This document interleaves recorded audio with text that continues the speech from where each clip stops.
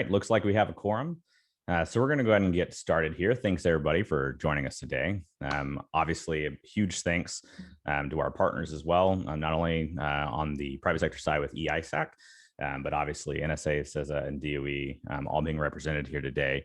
I think it's just awesome to see, but it's also just a really good validation of the type of partnership they try to provide in the community by being out and engaging and being transparent with folks on what's going on. And I know there's a lot of things happening in the community these days.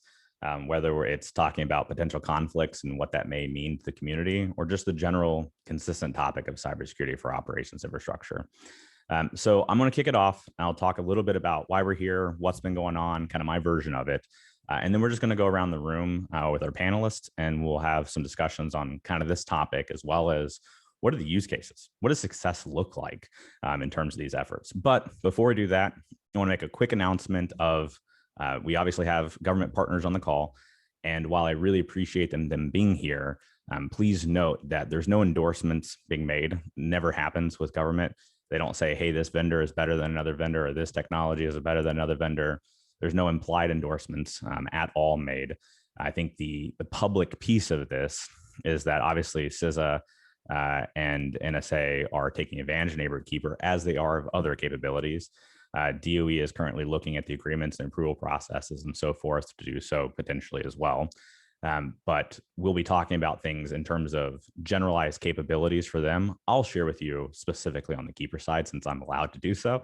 For everyone else, though, it's general capabilities. What types of success do we really want to drive? So with that, and starting off, for those of you that have not been involved in these conversations, in April of 2021, President Biden came out and launched a really important document, which was the Industrial Control System, or ICS, National Security Memorandum. And why this was so important, and why I think this was so unique in our community, is it wasn't just a general statement about cybersecurity infrastructure. It was explicitly calling out ICS and OT environments.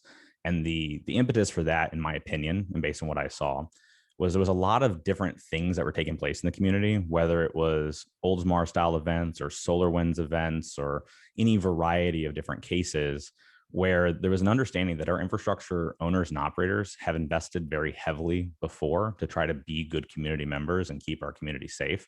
But a lot of that investment has historically been preventative in basis. So we would have things like focuses on multi-factor authentication and passwords and antivirus and firewalls and segmentation and all that fun stuff. But we didn't have a whole lot of tangible guidance and insights on how are we supposed to detect, respond, and recover to these things when they take place. And I know in a lot of the congressional discussions I was involved in, there was no surprise that something like a SolarWinds could take place in the operations side. But there was a surprise that even when we knew exactly what the software was, exactly what version, DNS records, everything else, that it was difficult to go look to say, hey, do we even have this? And so I don't think anybody feels comfortable with the lack of visibility we tend to have inside of our critical infrastructures, critical networks. So that document was a great signal, and I applaud the administration and all the agencies represented here today on really going forward and saying we need to do more in terms of these operation technology environments, especially on the topic of detection and response. And that coincided with these 100-day action plans. Now, these 100-day action plans in many ways should be thought of as a pilot, but they're very important about what they can prove out for the community. And what took place essentially was the community and led by DHS and DOE and White House involvement reach out to the electric sector to start with and said, hey, here's some generalized requirements. It's all a voluntary effort. We're not telling you to pick and choose anything specific. We're not asking for specific vendors or technologies. We're just saying, hey, you should do something in OT. It should understand ICS protocols. You should have some visibility into your environments. You should be able to detect threats. You should be able to share information with the government. Pretty generalized information requirements. For that, the electric sector, and specifically the Electric Sector Coordinating Council, the body led by the CEOs, went through and made that information available to people, did some cursory reviews of those requirements, and reached out to the community and said, look, you can do whatever you want. Pick whatever you want. You can do nothing, but we'd like it if you were able to do something and tell us about it. And for some of you, you're already doing things. Tell us about that. So we can relay to our federal partners what's going on and give them opportunities to coordinate and work with us. A lot of times we talk about information sharing, but it's very much after the fact, or it's very much aggregated, and it's just problematic in many ways. So in the course of asking the community, voluntarily, please do whatever you'd like, there's around 100 utilities that stepped up to the plate and said, yeah, we'll do something. Now, I don't know what all the rest of them have done. I just know a significant majority of them ended up using Dragos and our neighborhood keeper technology. And since then, we've gotten asked a lot of questions of how is this being leveraged by government? And what does success look like? Obviously, bringing us to this webinar today. I will start off with a discussion very briefly on neighborhood keeper and how we view it. And then I'm going to talk around with the panelists around how they view the 100-day action plan. Then we'll get into what are use cases and what does success look like. So from our standpoint at Dragos, what was really impactful for us was the Department of Energy identified national security requirements and kind of a multi-year roadmap for the electric sector almost, I think, over a decade ago now. Kate, you can correct me if I'm wrong on this, but there was a master plan put out to the electric sector over a decade ago highlighting capabilities the government would like to see. And every year or every other year, SEDS, which is now part of CISA, puts out competitive bid process to say, hey, whoever wants to try against some of these big challenges, we'll help share the cost of some of that initial R&D if you're able to crack one of those, outstanding nuts, if you will. And so 4 years ago or so, Dragos submitted an application to DOE on the topic of neighborhood keeper. I went through the competitive bid process, and it was an award was done. And neighborhood keeper really was tied to one of those historic requirements of how do we share in real time information out of the OT and ICS networks in a way that can get us all seeing the same threat picture, all seeing the same information. That way, one of us doesn't get punched in the face and have to learn about it 10 days later as we all try to dodge. So how do we do real-time information sharing out of that layer? And there's some pretty specific requirements if you think about how to do that correctly, especially in the electric sector. As an example, we have NERC-CIP regulations in the North American electric sector, and there's highly protected data. We call it BES data that's inside of these utilities. Even something as simple as an IP address can be an issue. So how do you share and not actually have to share all that data that could be otherwise sensitive? And for a bonus on top, how do you do it where you protect the identity of the members, and how do you make it where utilities and infrastructure providers can share without identifying who they are to make this a really anonymous view? So that's what we built with Neighborhood Keeper. Essentially, for any of our Dragos platform customers, it's a free opt-in to be able to share the insights out of your environment without sharing any of the data, and be able to see all the insights around the community at the same time. And we're very fortunate to have CISA and NSA see that capability, like other capabilities out there, and say, hey, we want to take advantage of this to try to help the community as well. So in that kind of lead in, I want to go back to this 100-day action plan and really ask to our panelists how they viewed it, how they view success with it, kind of what should infrastructure members be thinking about? Because I know a lot of our community not only rallied around and answered the call, but may have not been keeping up to date with all of the latest information, or sometimes it's just difficult to get out to in the entirety of the community information about this program. So starting off, I'd like to ask Kate over at the DOE. Thank you so much, Kate, for joining us today. Kind of your view on the 100 action plans and essentially what you're seeing as success, and kind of what should our community members be thinking about. Great. So thanks, Rob. Really appreciate you having us here to speak today. And I'm glad to be here with my colleagues to discuss our collective defense and some of our follow-on actions. I know that everybody here on the call today really understands the importance of what we now call the ICS cyber plan and its emphasis on cooperating across industry and government. And now that we've moved beyond some of the building blocks that were established within those first 100 days, we're really looking at implementing 4 key lines of effort in collaboration with industry. But I think it's important to note that collaboration is really key to all of this. We know that critical infrastructure, safety and security is a 24/7 job. It requires a strategic approach that none of us can do alone. And it's really been the cornerstone of our work at DOE to secure the energy sector, not only from cyber incidents, but from all hazards.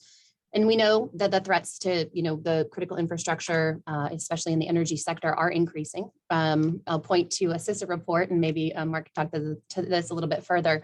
But there was a 2020 cost of a cyber incident report that highlighted that the average per incident cost can range anywhere from about $394,000 to $19.9 million in the US.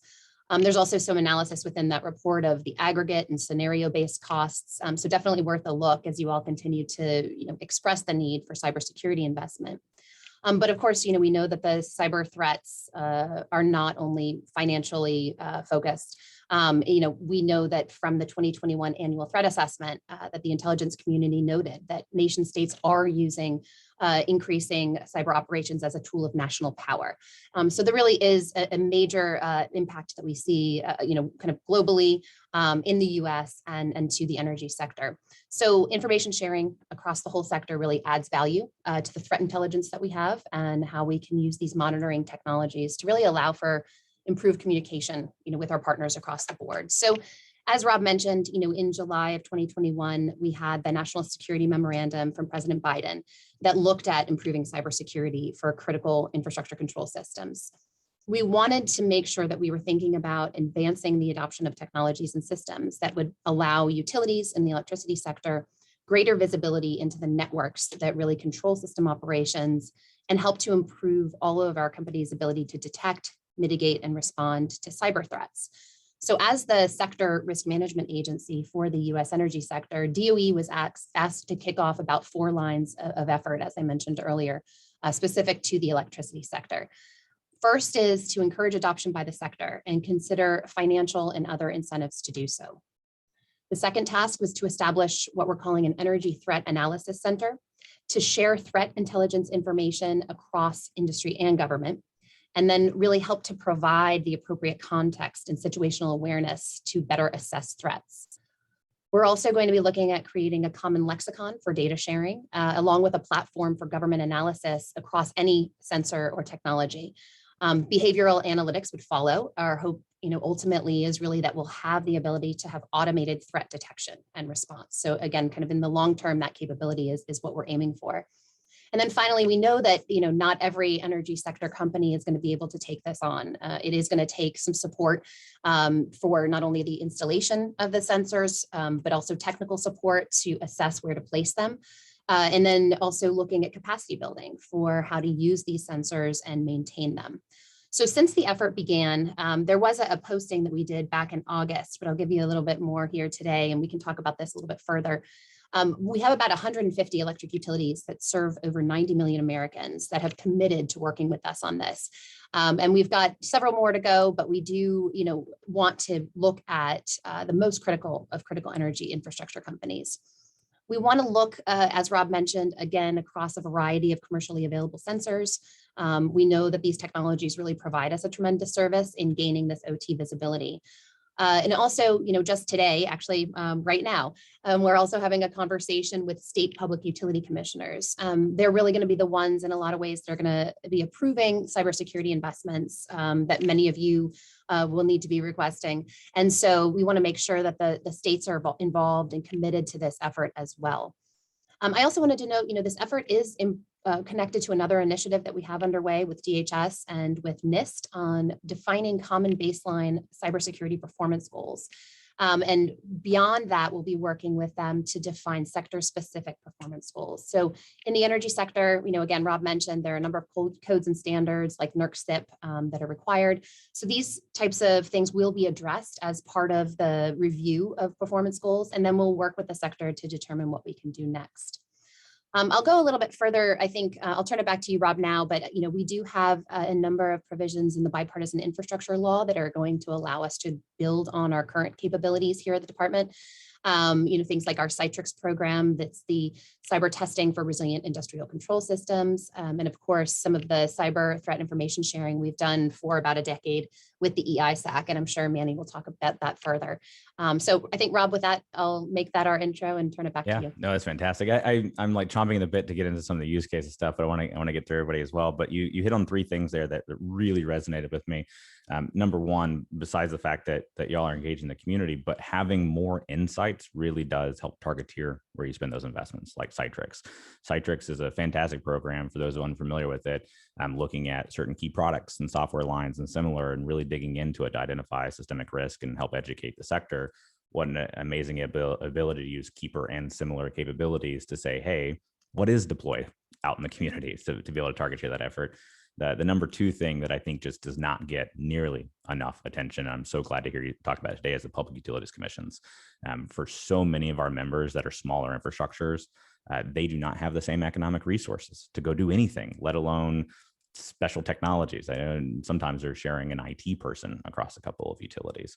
And if we want to make change there, it's got to be the public utilities commissions that look at what is a reasonable and just investment without platinum coding it and expecting the ratepayers to pay for it. So the fact that y'all are getting involved there is phenomenal. I know NARUC's meeting has been going on this week as an example. I think your folks are there today as well. And then of course, just getting everybody on the same page of that threat picture and making sure, I've seen this happen from my time in government where NSA, CISA, DOE, and others want to work together. But when you have a limited view or a different view than what somebody else has, it can create barriers. And for us to all be able to go to the same trough of water and be able to drink from that. I know that Chris Inglis has been talking about that a lot from not only the Cyber Solarium Commission, but what he's doing over as the National Cybersecurity Director now.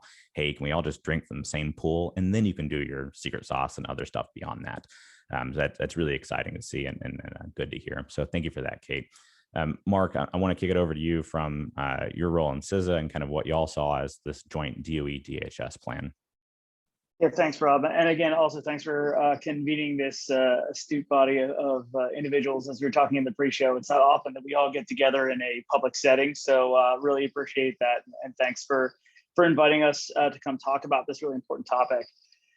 I'll just so I want to echo most of what Kate said on some of the priorities and the path forward. I'll put a little bit of a different spin on it just to not be repetitive.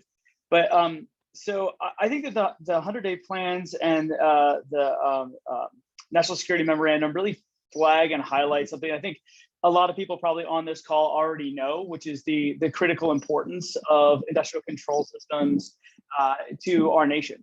Right. And that we really need to be investing in the right resources in order to defend them from different cyber threats. Again, in this particular context, I don't think that's something that everyone needs to be told, but it's really important to understand that it is a priority for the administration and that it does require that we highlight that. Right. At CISA, we've been working in industrial control systems topics for many years, but it is not forefront of mind for, the average citizen. And so having that kind of spotlight put on it from the White House to kind of show the government's commitment to securing these systems, and then also to raise the profile of securing these systems, I think just alone in its messaging by itself was an important aspect. There's a lot going on with that, right? You can't secure all the things, not all threats are equal, et cetera. But I think what you're seeing here in this plan, and then of course also, I know we're here to talk about the electricity plan, but there were other plans in pipeline. One for water just came out, which is really relevant because it's not just an electricity issue, it's really a critical infrastructure control systems issue. But we really need to move beyond some of the information sharing paradigms and models that we've previously established. There's kind of two reasons for that. The first one is that it was always kind of the least mature way that you could coordinate, right? And sharing some information once it's all the way baked and we understand what's going on and we're confident that it's high confidence indicators, that type of thing. And trying to share that insight is kind of the first step, but it was never going to be the end of the journey, right? It's especially as our adversaries are changing their tactics, techniques, and procedures, and really morphing how they would attempt to go after industrial control systems environments. We need to mature that paradigm as a community as well, right? And move away from kind of the, what I call the atomic observables space where IP addresses and domains and all that kind of stuff hashes, and really move more into understanding adversarial tactics and kill chains so that we can start to look for what the adversary might do. Because those atomic observables, as we've gotten better at finding them, the adversary is making sure that they become less and less useful to us over a wide scale, right? I'll use the case of the supply chain compromise from last year, SolarWinds, not an ICS issue per se, although there were critical infrastructure companies and vendors impacted by that, but it wasn't really an ICS focused thing. But in one instance, we had the adversary using individualized command and control pathways for every victim. So it's, sharing that information isn't going to help in the scenarios when the adversaries are kind of using their A game, or at least their B+ game. versus what we had become accustomed to.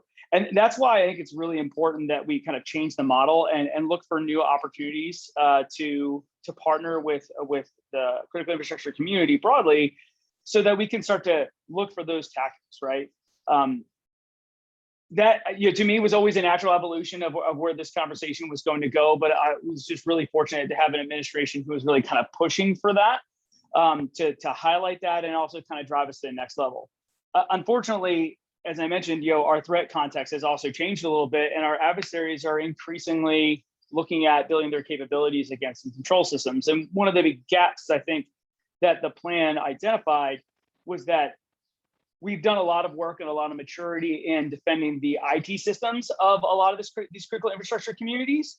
And that's great. And it's really important work, because the front door is the adversary is going to likely come through that front door of the IT system. But the investments and the security and the detection capabilities in the industrial control system environment, which, kind of sitting at the national security perspective, is the thing I care most about, right? Because that's where you can have cascading consequences, potential for loss of life, et cetera. Wasn't as heavily invested as we would like to see, right? And so I think that's where you see that the 100-day plans and the National Security Memorandum kind of flagging that, hey, we've done a really good work, but our adversaries have matured. We need to mature with them, and we need to focus in maybe a little bit different areas so that we could actually rise to the challenge of today.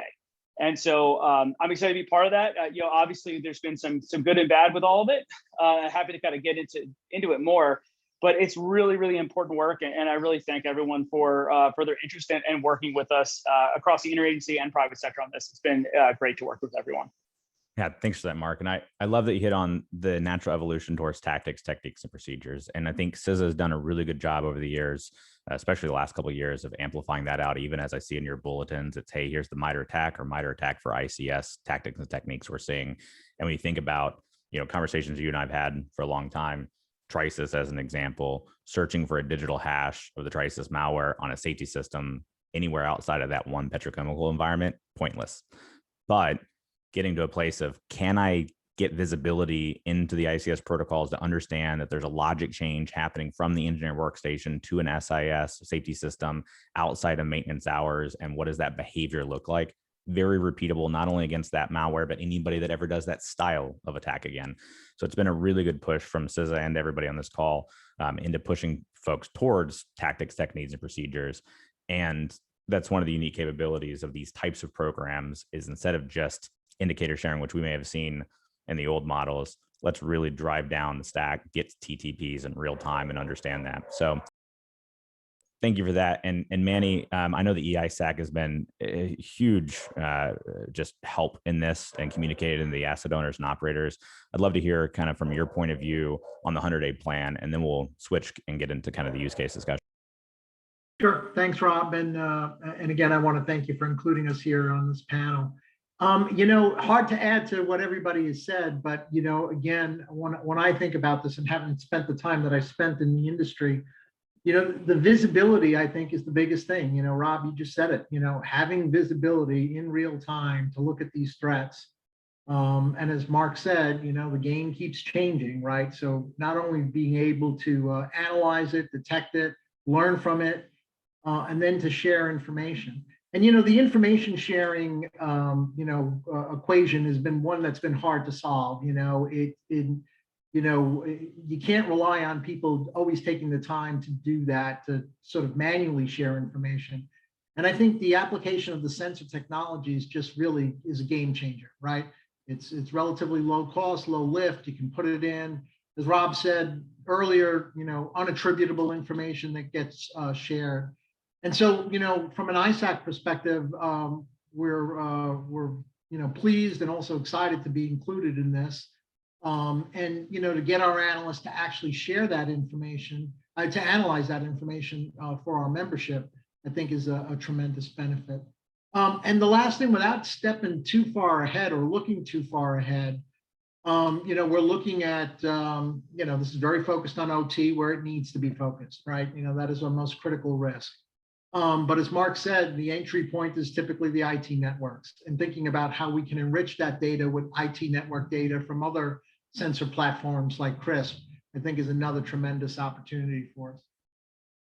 Yeah, absolutely. And I know E-ISAC and NERC are different, but I'll highlight that even NERC was coming to bear on this, where they, I think there was a lot of questions in the beginning, even as related to NERC BES assets of, can you do this type of thing? This was an all new thing that we're all talking about here. I don't think most people appreciate the novelty and uniqueness of just this classic capability that's just never been available before. And NERC stepping up to go, yeah, here's a deployment guide and information. Like, this is exactly something that you can do. Please, if you want to do it, feel free. Don't use the excuse of regulation. Otherwise, we're all in. And I just thought that. Yeah, and I think you bring a good point, Rob. In tools like this can actually help inform where we go from a standards perspective, right? So using that data on a much more proactive basis, really, I think those opportunities are very powerful. Yeah, I think that's one of the things that excites me. There's plenty of things that excite me about this, but that's one of the ones that excites me the most, where for years, a lot of our OT security standards, and there's been a lot of good work too, but there's been a lot of OT security standards that are roughly copy and pasted IT security controls of whatever doesn't break the SCADA system, feel free to do this. And by getting ground truth reality of what's actually happening out in the community, what's the real risk, what are the real threats, we can really go back and make sure that our standards and regulations and framework and performance metrics and all these things are really dialed to exactly what's going to drive value for the asset owner and operator community, and not just, hey, let's patch everything in 30 days because we think that's appropriate, right? So it's something that I think is going to be really useful there. But let's then kick it into kind of the use cases discussion and kind of some of the successes we're already seeing. Morgan, I'm going to end up starting off with you, but I'll kick off with some of the ones that I see directly out of Keeper, and then for y'all in terms of classes of capabilities. But we already see a number of the questions coming into of like, well, what's exactly different? We've had information sharing before. What's different? Well, I think the ability to share insights without sharing data and identity is a huge aspect of what's new, and it being done in real time instead of click data back to somebody who then sits there and hunts through it and eventually finds something 7 days after the fact. Let's just all look at it at the same time. But there's a couple use cases at a Keeper that I get really excited about. One of which is, again, for our entire community to see what's happening at every other utility and every other infrastructure provider at the same time. It's very common to be in a SOC or security operations center, to be an analyst looking at something and have the question, is this relevant to me or is everybody seeing this? Just a basic prioritization use case can save a ton of time. Another one that I get really excited about is just prevalence data. As DOE or CISA or NSA or anybody else go to do their work and their insights, whether it's finding capabilities that adversaries are leveraging abroad or just curiosities in terms of where they're going to focus research, to understand what is the type of equipment and software and hardware that's actually deployed out in our community and how common is it to be found. That can drive a lot of good effort. I think where I see the government playing a really important role is an amplification of what matters. A lot of the vendors have really good points of view and unique insights, but it's up to the government to be able to roll everything up to macro view and go, based on all of this and what we're seeing, here's where we would put resources, and this is what we think is important. I think that amplification role is really, really useful in the government. And then, of course, the last two that I really get excited about is as CISA and NSA, as an example, as trusted advisors and Keeper, if they see things or they're in their own searching and their own tools and their own methods, and they want to propagate out detections or behaviors or indicators or whatever else for people to take a look at, now they can do that in real time to anybody and communicate back to them and say, hey, participant 3, whoever you are, here's information that's specific to you based off what we found. Action if you like. Otherwise, feel free to engage with us if you want. We don't know who you are, but you can reach out to us if you'd like. And then the last one that I just get really excited about is kind of the democratization of incident response, where in the electric community, especially, we've talked about for a long time, cyber mutual assistance. How do we make sure that if something happens at one of our infrastructure owners, that we can get help from anybody, not just vendors and government? But that's struggled in the past when there's not the technical teeth behind it. It's not like rolling a line truck from Oklahoma Gas and Electric to Duke, right? It's just different systems, different skills, different problems. But now in Keeper, folks are able to do that, to say, hey, I need help. Put out a blast to the community. Hey, here's what I need. I'm not revealing who I am, but here's what I need. And then people can solicit back and go, well, here's who I am. Here's the help I can provide. And they get the choice of picking and choosing who they bring in and help them out. So it's just an awesome opportunity for all of us to work together. And that's where the collective defense piece comes in this. It's not just share information, it's action information immediately and get the help and resources and communications that we need to make sure that government is able to do their job, but we're able to do our jobs of keeping safe and reliable infrastructure for our communities. So anyways, that's kind of my view of it. And Morgan, I'm super curious. I know the NSA JCC is a relatively new organization, but y'all have come out swinging.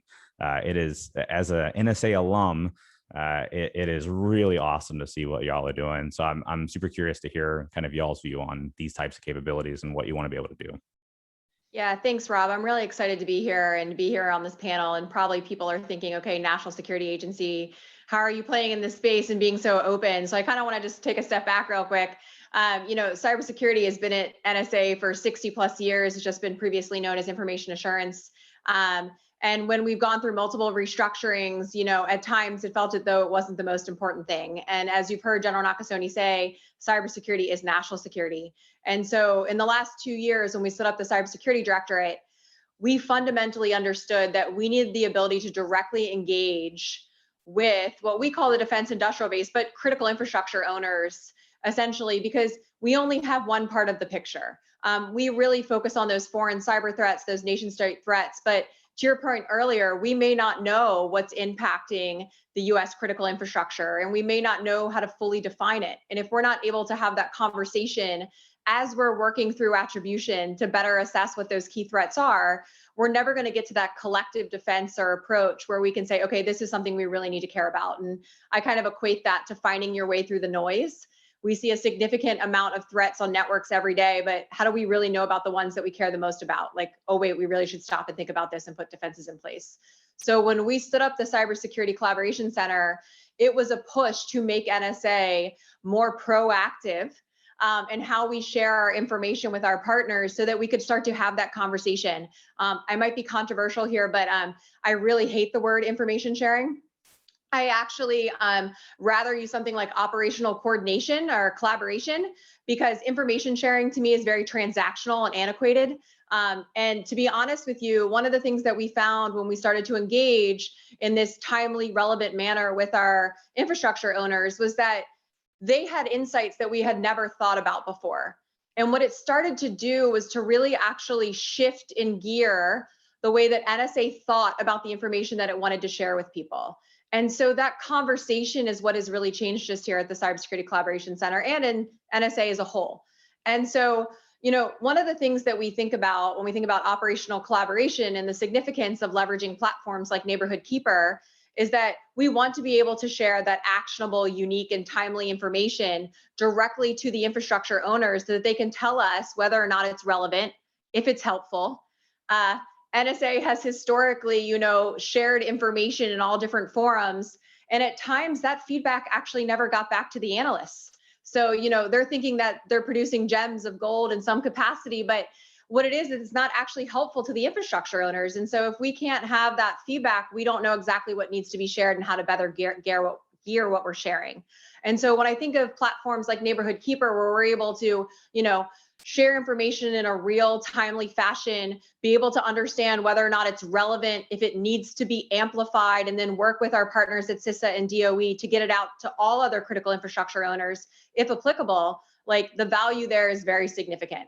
And so I always believe that there is benefit from having that more manual collaboration in terms of conversation, because there's always context that needs to be had. But the way that we get to scale, and that means protecting critical infrastructures as a whole, is by capabilities. And that's where I really see the value when we look at things like Neighborhood Keeper and a lot of the other platforms that we're looking to partner with in the future. Oh, that's fantastic. And again, not to get into all the details, but having been an NSA analyst and thinking about stuff, like I fell prey to it myself. Oh, wow. It's this state actor and it's this person. And oh my God, everybody should think this is amazing. And the utilities like, no, like, what am I looking for on the network? How do I defend against this? I don't care the person's name, And so I love seeing what the NSA has done with the JCC in general of let's engage. let's have a conversation. Let's be transparent about it. We're all working on this together. And as we find internationally, I don't really care what state actor we're talking about. Everybody wants to protect their civilians. Everybody wants to protect their people. And I think there's a general bias globally, although not everybody seems to subscribe to it, that civilian infrastructure should be off limits. And so I love seeing y'all work together, and also international partners and stuff pushing towards how do we just protect people. And so that's just phenomenal to see. Yeah, Perfect. and we really understand the foreign threat, but really the network owners understand the attack surface. And so it may not be, we may have one part of the picture, but the fact that people can come in and say, well, this is actually how our network is set up. This is how an adversary might exploit it. It helps us better understand those TTPs that Mark was talking about, so that we can create that more general mitigation guidance that's applicable to all of those network owners. So it's a really great conversation. Magnificent things are really coming out of it. And so we appreciate just being able to participate in all of this. Awesome. Thanks. Well, Mark, I'm going to kick over to you in terms of like the use cases. And I know CISA has a pretty advanced look into like cyber sensing capabilities in general and kind of what you all are trying to accomplish. Would love to hear some of the use cases and things that are relevant for y'all and kind of the value that it provides back to the community. Yeah, thanks, Rob. Yeah, I think, as I mentioned kind of in my opening remarks, for like a better term, I think this really is that evolution of how we work together. And that defensive collaboration, Morgan, which I completely agree with your point. I am also not a fan of the information sharing term, because sharing information is fine. Everyone knows exactly how to action that information and what it means and what the implications are, and everyone is on the same page as far as what the threat is and all those sorts of things. That's just not reality, right? And we need multiple levels of collaboration, kind of in different levels of depth with different audiences and groups, commensurate with their maturity level, capabilities, etc. So it's really important to have more of a fabric than any kind of point solution, right? And so I think kind of starting out with the sensing program called out by the 100-day plan, this gives us an opportunity to leverage insights earlier in the process, which is really what I'm most excited about, because in that kind of bespoke information sharing model, and like I said, there is still a place for that. There's still a place for atomic indicators and observables, but when our analysts are trying to chase down a problem with another partner that maybe we're doing some response work with, or something we're seeing going after government assets or government control systems infrastructure, because the government does actually operate some control systems, not a lot, but a ton, but there is some out there. Having access into platforms like Keeper, and we're also working with some other vendors to get similar agreements in place, just to kind of underscore the no endorsement piece. This is really partnering with other service providers like Dragos that have visibility platforms that we can kind of tap into in this kind of new and novel way. But allows our analysts to kind of move up the timelines for their analysis and how they can scale that analysis. Because we might get some really bespoke intelligence information or some unique insights from something that's shared with us, or from one of our international partners as well, because we're constantly working with our computer network defense peers internationally. And we may have some information that we need to say, okay, well, we have this.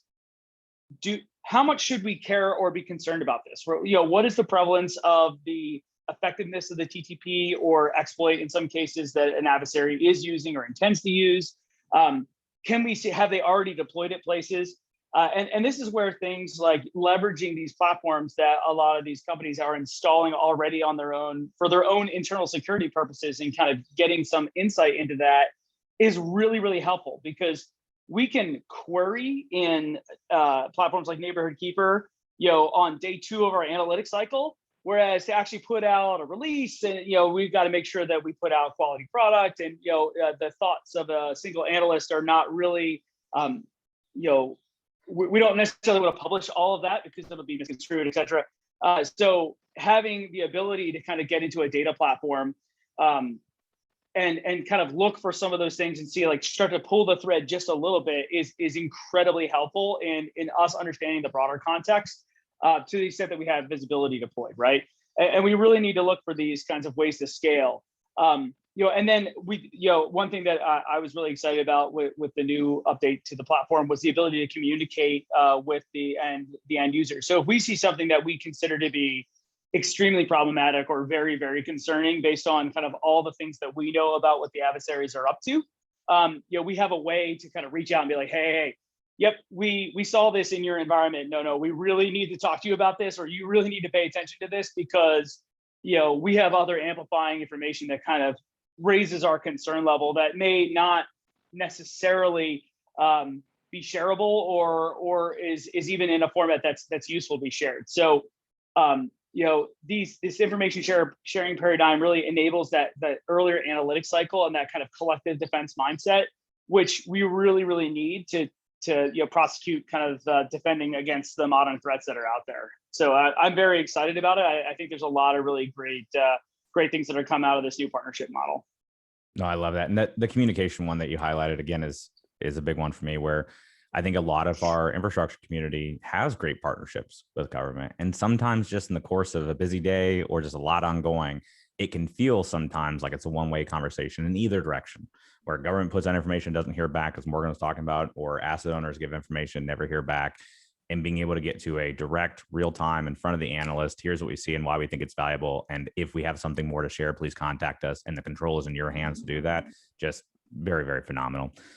So thanks for that, Mark. Kate, super interested. And I know y'all aren't in it yet, but you helped make it. So I'm interested in terms of capabilities and use cases that DOE sees from having this type of information available to them. Sure. So I wanted to point out, I saw a few questions coming in, so I want to speak to those real quick, Rob, and then I can get into that a little bit further. But someone referenced, there's 3,000 companies in the electricity sector, and I only mentioned 150 of them. So what does that mean? Well, in the first 100 days, we were really looking at the commitments from some of the most critical of critical infrastructure. So we have, companies that support critical defense facilities, for example, or companies, if affected by a cyber incident, have been named under a DHS classification called Section 9 that looks at life and safety, economic and national security impacts. And so again, that 150 companies that we have a commitment from are companies that serve 90 million Americans. So, we did get a great swath of companies, and that initial commitment was really intended to really suss out if this was even doable. With the bipartisan infrastructure law, we have funding that is going to be going to public power and rural electric cooperative utilities. We really want to, as I mentioned earlier, make sure that they have the capacity to be able to take on these technologies and work with us. So, our hope is in the long term that we are getting that visibility across the whole of the electricity sector. So just wanted to make that point. And not to, get too far off of the national security memorandum we're talking about, but there was also a supply chain executive order. And the Department of Energy was tasked with looking at the supply chain, across what we're calling the energy sector industrial base. So Morgan mentioned the defense industrial base. We've now defined the energy sector industrial base. And one main component of that response back to the president is going to be focused on the cybersecurity and digital supply chain. And so there is some work that's really looking at how, we can see impacts from the supply chain as well. Other things that tie here are going to be, as I mentioned earlier, the Citrix program. We want to be able to prioritize the risk and be able to assess vulnerabilities. We're going to be looking at, different ways to understand what components make up, the hardware and software that's in the system. So all of this is really coming together in order to, improve visibility and be able to kind of take some of these next steps. I did see another point about, this is great for performance goals, but how do we really assess kind of that baseline? We just released a second round of our cybersecurity maturity model. That's available for all sectors, but there are parts of that are very specific to the energy sector. And so, that's available on our website to anyone who wants to assess kind of what their standing is and their cybersecurity posture is today. And that really gives you a sense of where you can go from here. So just wanted to make those points. I think the other element here is, we have 17 national labs that we work with. They all bring different capabilities to the table. We're really utilizing them across those 4 lines of effort that I mentioned. And, DHS and NSA, other government entities all have access to these labs as well. So we're really working together to identify, how we can push R&D and make sure that, companies like those that are on the line are really engaged in those efforts through different funding opportunities. So I think, again, just going back to the funding that might be available under the bipartisan infrastructure law, I think that's really going to help us invest in these types of infrastructure. And I think we'll see some great strides there. Oh, fantastic. And yeah, I think the the direct support from the infrastructure bill and DOE into the communities and public power and so forth. I mean, that's huge. As we noted, the 150 that moved or so, some of them had immense resources to do it. Some of them didn't. You know, there's publicly, and these are all public names, and they've talked about it publicly. Publicly, we've had some of the largest of the large, like the Southern companies and Excels of the world and Southern California Edisons of the world. We've also had some of the smallest of the smalls just want to do the right thing. Cordova Cooperative in Alaska, you know, Clay does a lot for this community. He's also the mayor of the town and the CEO of the co-op, and he's their security person.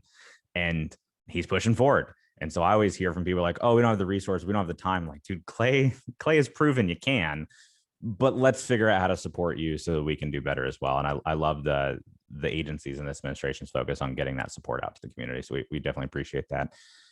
Manny, I'm going to come to you in terms of the use cases. I know you talked a little bit about it with CRISP, but I think, you know, a lot of us in the electric community especially are pretty proud of what the electric ISAC does. And I always like when we talk about it as our electric ISAC. And I think it's a topic that we've seen in IT, but as you noted, there's way more focus in OT now, and there's a lot of things happening in the electric community as a result. So maybe you can just walk us through some of the use cases or ways that you think the E-ISAC is going to be able to leverage these types of capabilities to help the community. Sure. And, you know, I'll build on what Kate, Mark, and Morgan have said. And, you know, I really like what Morgan said about this really being about operational coordination. And I think that's really pertinent right now, given all the things that are going on. And if you go back to the SolarWinds attacks and some of the other things that we saw over the past 18 months, we have really had to up our game in terms of coordinating our response to this. But you know, we talked a little bit about this before. The ability to see things much more in real time, again, is a game changer, right? And with the pace of vulnerabilities that are coming out, you know, every day, including in OT environments, I think that capability is something that's critical. You know, the ability to share this information or federate it with not only across our sector, but other critical infrastructure sectors. And so we've been already starting to work with the natural gas sector on their own 100-day effort. You know, there are similar efforts going on in water and chemical. And again, I think that again is something that will help us collectively for all critical infrastructure sectors to understand what's going on. You know, in many respects, what we do is finding a needle in a haystack sometimes. And this really is a way of helping to do that. Look here, not there. Right, and prioritizing what we look at from a threat perspective. And, you know, I like the nexus to what it has to other programs that we're working on too. So whether it's CRISP, you know, we mentioned, you know, some of the other programs DOE and DHS have in place. I think it can help connect the dots and help inform that, as well as things like NERC standards as well. And you know, the last thing I think about when we're really in the soup and have to be responding to an incident, a tool like this is really critical. You know, it allows us to sort of look out, provide that visibility, and see what we can learn, and also help from a risk mitigation perspective. So, you know, to me, I think those are the biggest benefits, and really, we still have some more work to enable them, right? You know, as Kate said, many utilities have signed on, but we're still, you know, implementing stuff. But we have to stay on top of it. And as you said, really get the return on investment here, right? You know, let's use this data and make sure that we're getting the benefits that we expected out of it. Absolutely. I think everybody wants to do more with our partners. And sometimes we've got the infrastructure built, but it's just about getting the water through the pipes to do it. And so it's nice to be able to see those type of efforts to accomplish that. So I'm going to get us into the Q&A. There's a bunch of questions. I'm going to start throwing them out. Before I do that, though, there's a couple that I want to address that came up, and they're common ones I've heard. One was just about, hey, is this U.S. only or international? I should clarify. I should have clarified in the beginning. If you're a Dragos, I'm only going to talk about Dragos and Neighbor Keeper for a second. Anybody can add on anything else.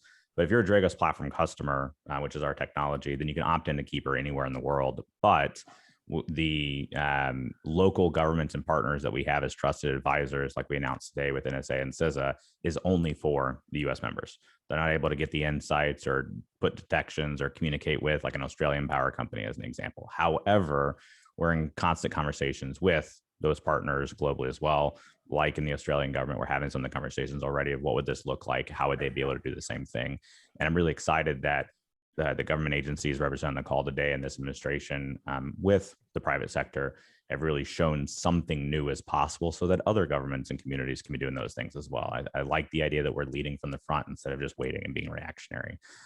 The other one that came up was, can there be like common interoperable standards for these things? And I hear that all the time. And I'll give you my point of view, not to represent anybody else here, but I've been hearing for that for the last 15 years and it always fails. The answer is no. If you're going to share indicators, sure, throw it in Sticks or Taxi or something. That's fine. But when you're talking about identifying behaviors of adversaries, how one vendor does it versus another is very, very different on the collection stack. And if you just try to put an interoperable standard on top of things, it wouldn't work. Basically, when you're an analyst, if you're going to operate without the data and without the identity, you better have a very good understanding of the collection and what triggers and what doesn't.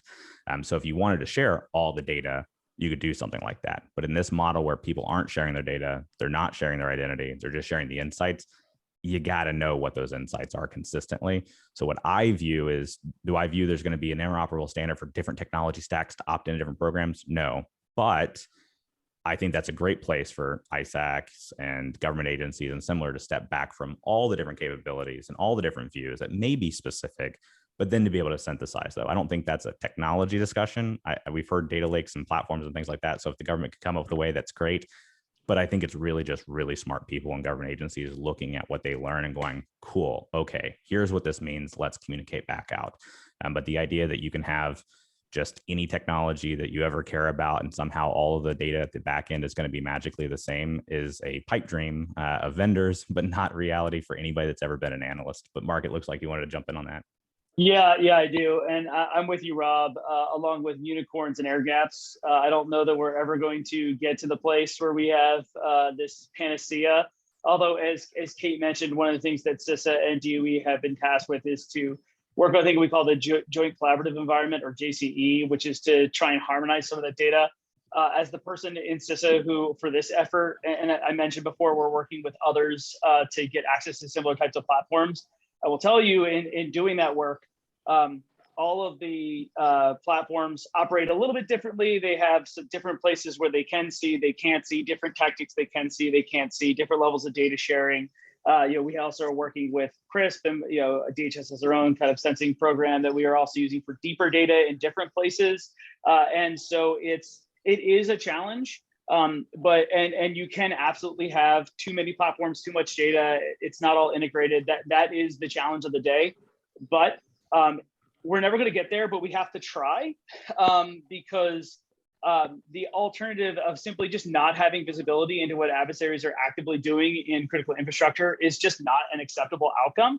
And so it's going to be hard, and it's not going to be perfect, and it's going to be a little bit messy, but we have to work on it. And that's really, again, this is a new model for us, certainly, but and we will make mistakes for sure, but it's an imperative that we be at least marginally successful here. Yeah, and honestly, moving the needle forward in a very large way, I'm less open to, we didn't solve for every possible use case. Like, yeah, we just solved like 90 that have never been solved before. Okay, all right, I'm sorry. But anyways, Morgan, it looks like you wanted to chime in. Yeah, I just wanted to add and just say, embrace the chaos. The beauty is in the complexity of it. I have found that if you can share the underlying data and allow people to come up with their own signatures, detections, you actually have more coverage across all of the threats.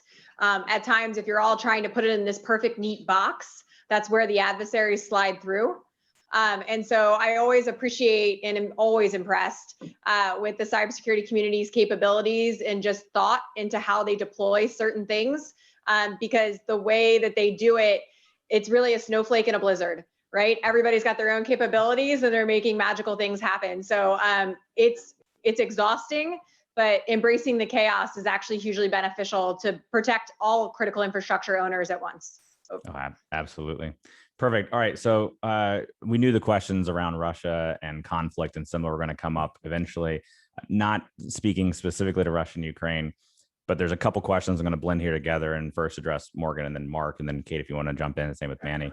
But the first one is, look, we're always talking about sharing.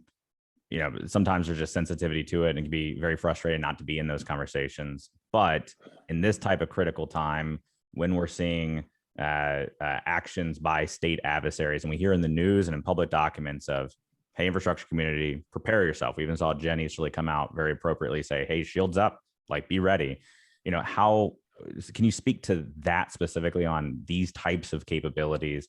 Like, how are you leveraging them to go find the state adversaries so that it's not getting out in the media and being like, we think the Russians are there, but we actually go look and then have a point of view. So Morgan, could you kick us off? Yeah, so, it feels like, especially recently, that we've been in a sprint since SolarWinds. But I know for the cybersecurity community, this has been ongoing forever. I'm going to quote Star Wars, so I apologize if there's anyone that's expert, but here's what I would add. They beat us by making us think we're alone. And what I would offer is that cyber threats are coming every day. And it can be really difficult to find and wade your way through the noise to figure out what the biggest threats are. And when you have capabilities that bring people together on a common platform, and so that you can see visibility across that capability and understand what the threats are, it's much easier than having to go out to multiple different entities and platforms and network owners, right? This is a single place. And when you're dealing with significant threats like nation state actors, time is of the essence. And so you need to be able to have these capabilities at hand to be able to figure out what the magnitude of the threat is, similar to the capability of Neighborhood Keeper. And so, I think it's phenomenal when people come together on one capability and we can really leverage it to collectively understand what the threat is. So, we've got to be able to operate quickly. And so I think that's always a good thing.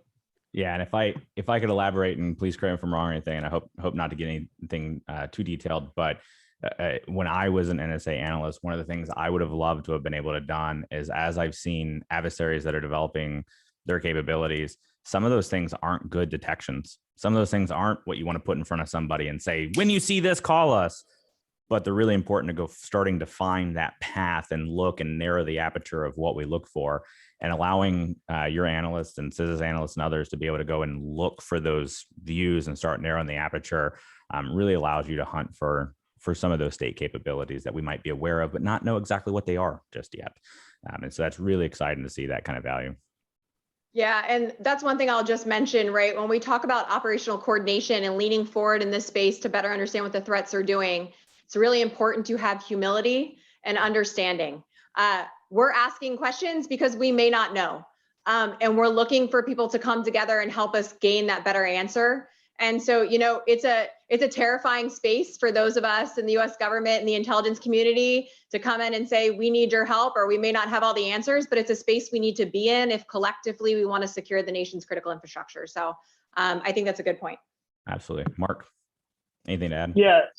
Yeah, no, just echo that. And that's kind of what I was trying to get at with that being earlier in that analytics cycle. Like, as we are trying to understand better, as we're trying to combine disparate pieces of information from many sources, maybe government sources, could be platforms like Keeper, partner information that we're provided, tips we get in, it's really kind of important to get that cohesive story. And this is a new tool to help us develop that story better. But, as Director Easterly has come out and as CISA has been kind of shouting from the proverbial rooftops, these times of potential instability are times when our adversaries may reach into their kind of toolkit for some of the things that they've held in reserve. And, when it comes to going after industrial control systems environments, that is, generally those capabilities are the more bespoke type capabilities that they have. And so one of the reasons why we've been trying to shout it from the rooftops is, it is a blizzard, and you are looking for a couple of snowflakes, and it's hard to parse through that noise. But like, this is a time where, like, no, really, we need people to be focused and really paying attention, lowering your thresholds for what you investigate, what you report, how hard you pull on the threads, because this is the type of environment in a geopolitical context where we might see some of those capabilities go after control systems or critical infrastructure environments. And we all need to kind of be on our A game right now. It's not to say that like Russians are going to attack, might not even be the Russians, who knows, right? But the point is that this is the type of time when those types of capabilities might come to bear. And we really just all need to be pulling together as much as possible to make sure that we deny our adversaries their intentions in cyber. Awesome. Well, I know we all have to jump, but Kate, Manny, any final remarks from you all as well? Kate? Kate. Rob, thanks again for having us all. Happy to follow up as we continue the progress here. Still a lot more to come, but we're going to continue to work together, and hopefully, industry is there at the table with us. We're certainly welcoming them. Awesome. Manny. Yeah, no, certainly thanks for including us. And, I'd like to go back to something Kate said in her opening remarks. This is about collaboration, right? It's about collaboration with the private and the public sector and our government partners. And look, we have an obligation in the private sector to answer those questions that the government is asking. And, that's where we stand a chance here. Thank you for that. And look, just in closing to you all, I know very well, having been in the government, that it is really hard sometimes to say anything, let alone collaborate, let alone say it publicly and say it with partners. So I know how many hoops y'all had to jump through to get here. The community greatly appreciates it. I think my major intention, which we nailed, was there's a lot of infrastructure community members that have heard the call and have moved on something. And the fact that that's happening is not only good for national security, but for all the communities we serve. So I know we all just want to say thank you to the infrastructure community that's out there on specific technologies and things like that. I see a lot of questions. We can take that after the fact. This was much more around, hey, this is a new type of capability. Thank you for the community making it possible. Thank you for our government partners for embracing what the community is investing in and returning value. And again, ultimately, just thank you to the folks keeping the lights, water, gas, et cetera on. My kid and I greatly appreciate it as well. So thanks, everybody. Thanks for the time. Thanks again to our wonderful panelists, and take care.